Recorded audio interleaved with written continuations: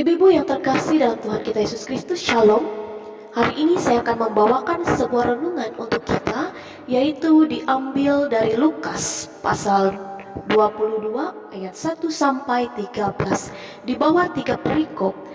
Perikop yang pertama, rencana untuk membunuh Yesus. Perikop yang kedua, Yudas mengkhianati Yesus. Dan perikop yang ketiga, persiapan untuk makan Paskah.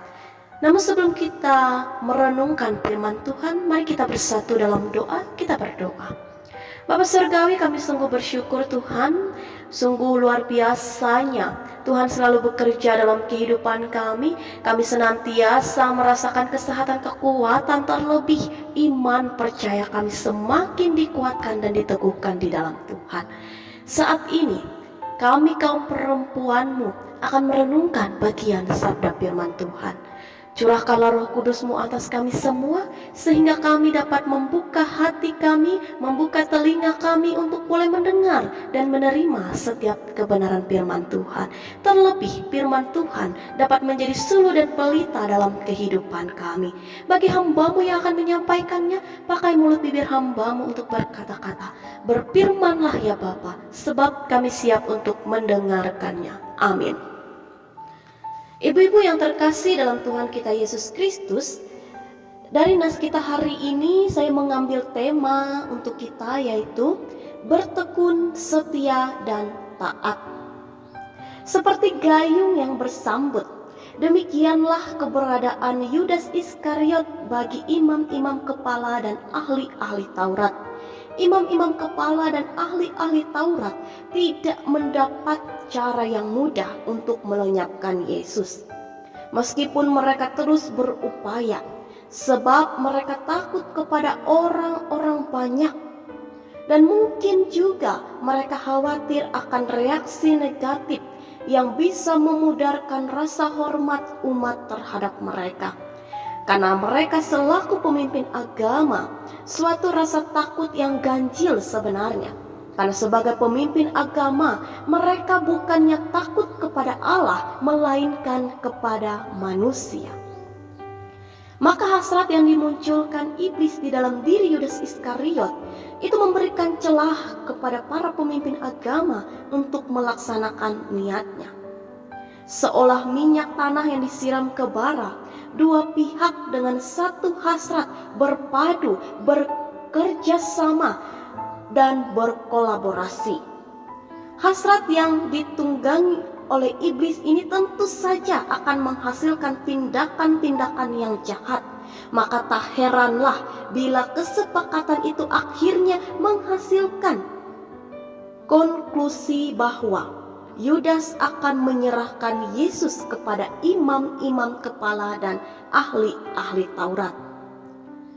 Ibu-ibu yang terkasih dalam Tuhan kita Yesus Kristus, terlepaskah Yudas dari tanggung jawab atas kesalahannya?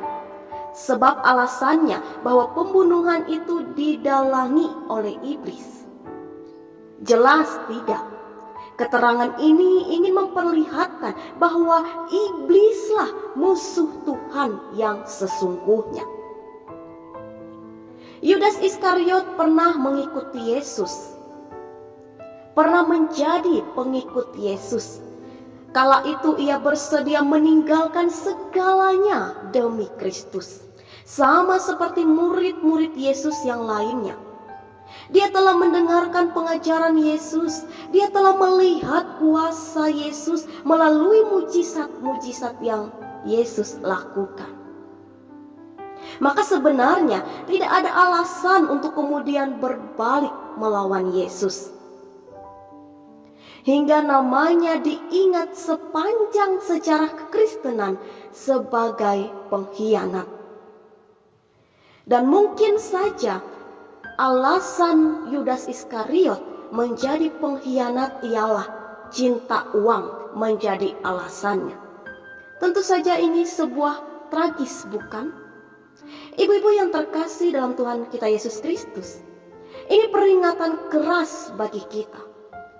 Kita hidup di dunia ini dengan berbagai pergumulan dan tantangan zaman kita hadapi. Dan ketika kita menjauhkan diri dari persekutuan, kita menjauhkan diri dari perkumpulan orang-orang percaya, maka disitulah ada celah bagi iblis datang kepada kita. Dan jika kita goyah, maka hal itu membuat kita jauh dari Tuhan. Bahkan kita meninggalkan Tuhan dalam kehidupan kita. Janganlah kiranya kita sia-siakan perjalanan panjang kehidupan kita yang telah kita lalui bersama Yesus. Bertekunlah selalu dalam kesetiaan dan ketaatan kita, sebab besar upah yang menanti kita. Tuhan memampukan kita untuk melakukan firman-Nya dalam kehidupan kita hari lepas hari. Tuhan memberkati firman-Nya. Amin.